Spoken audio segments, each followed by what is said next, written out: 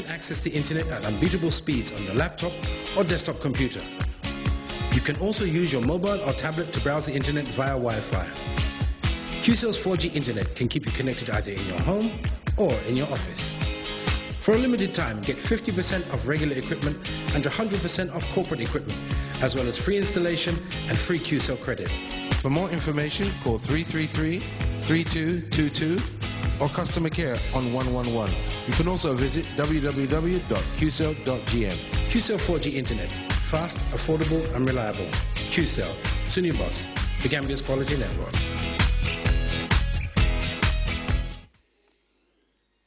Welcome back. Over now to the international scene.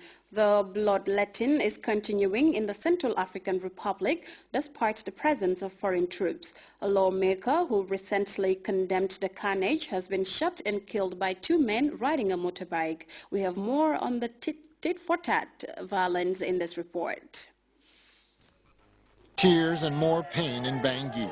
Here the family cry the loss of a woman killed by the Muslim Seleka militia.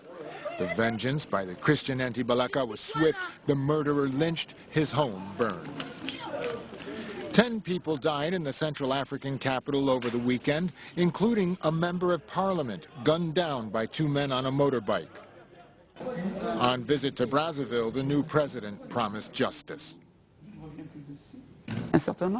A number of personalities did reprehensible things. They will answer for their actions. It is not my job to protect highway robbers or corrupt politicians or instigators who brought this country to the situation we see today.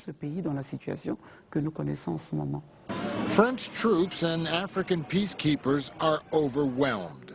Rwandan soldiers with the African forces shot this Christian who wanted to burn the body of a Muslim. Yet vengeance killings and looting continue. The Muslim community is accused of supporting the rebels who seized power last year. This year, they are targets. It's entirely possible that in just a few weeks from now, there will be no more Muslims in Bangui and much of the west of Central African Republic. Muslim families are fleeing Bangui. The situation in the countryside is worsening too. The Seleka militia carry out mass killings of Christians as they flee towards Chad, while the Muslims left behind face the vengeance of the Christian militias.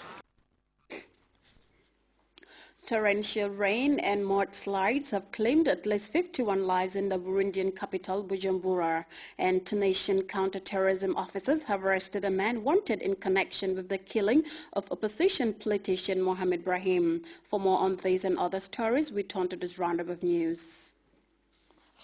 At least 51 people perished in Bujumbura in flooding and landslides in a night of torrential rain.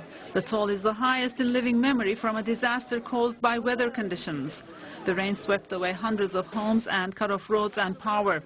The areas hardest hit by the landslides and flooding were the poorer parts of the capital, with houses built from mud bricks which did not resist to torrents of water. The government promised food aid and new housing to the victims and said it would bear the cost of burying relatives. Anti-terrorism operations continue in Tunisia. The Interior Minister announced on Sunday the arrest of Ahmed El-Melki, one of the people implicated in the assassination of opposition politician Mohamed Brahmi last July. Nicknamed Somali, the man was caught after security forces surrounded a house near the capital Tunis, where a terrorist group had holed up, according to the Interior Ministry spokesman. Following an exchange of fire, El-Melki and 4 others were arrested. In Côte d'Ivoire, President Alassane Ouattara is making the headlines. Ouattara is reportedly recovering in France after an operation to alleviate pain from a spinal nerve. His office said the president was doing well and would return home after a period of rest. The 72-year-old Ivorian president was elected in December 2010 after a decade of unrest. He has already announced he would stand for re-election in the next vote in October 2015. The United Nations has capitalized on the lull in fighting to evacuate more civilians from the besieged Syrian city of Homs, although the warring parties had agreed to hold their fire for the duration of the evacuation. United Nations officials and the evacuees suddenly came on the mortar and small arms fire during the process. Syrian government negotiators and their opposition counterparts, as we hear in this report, have commenced the second round of peace talks in Switzerland. Ceasefire ended 3 days ago, United Nations workers managed to bring another group of civilians out of the besieged old city of Homs on Sunday. A reported 611 people, including 210 women and 180 children, were evacuated. Some were taken out in UN vehicles and others on foot through a corridor of jeeps for safety. People were terrified as snipers fired shots and mortars were launched, killing several people and wounding others. The Assad regime and rebel groups each blame the other for the fire. It has been impossible to obtain eyewitness accounts on those evacuated. There is information furnished by the UN coordinator about the humanitarian operation itself, especially on the distribution of food to the 2,000 or so people remaining. When I look around and see the level of need and the suffering of the people, especially the children, women, and elderly, let me say that even though it's a significant amount of medical and nutritional aid, it's still just a drop in the bucket.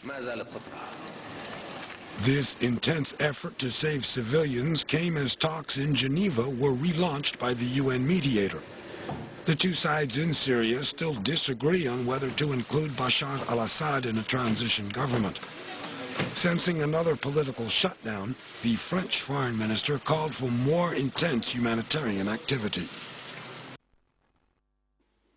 Well, time now to take our second break. Stay tuned.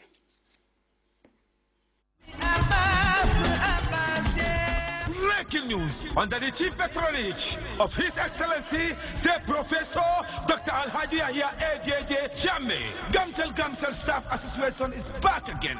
New Year's with a different new style in the building. The grand launching of Papa Chon, the long-awaited album Agogo, is live in the Gambia. Friday the 21st of February 2014. Gala dinner with difference at Benjamin Hall, Paradise Suite Hotel. John Balagosek, the now rising star Wali Balagosek, Jeliba Kwati and the Kumare Band. Gala dinner, platinum tables 60,000, diamond 50,000, gold tables 40,000, individuals 1,500. Saturday, 22nd February, mega show live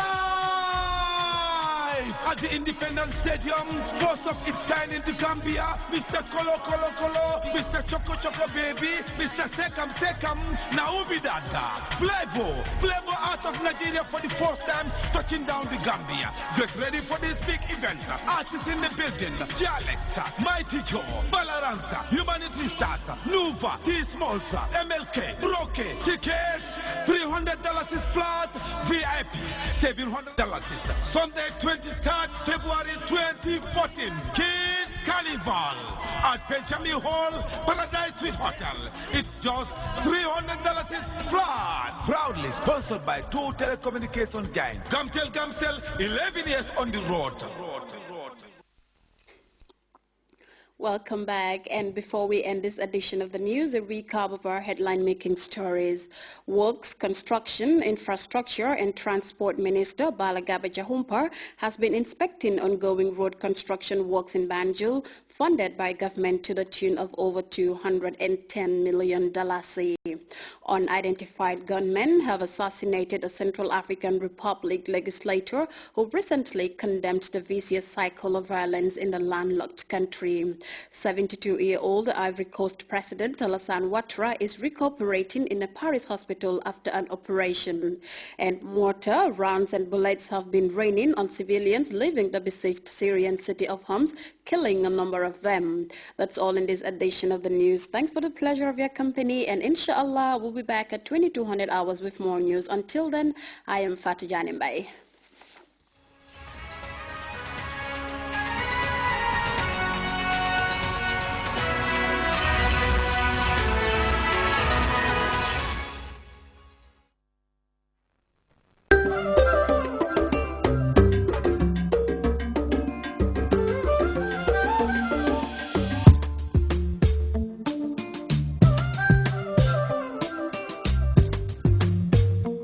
QCell's 4G internet service is the Gambia's fastest and cheapest 4G fixed wireless internet.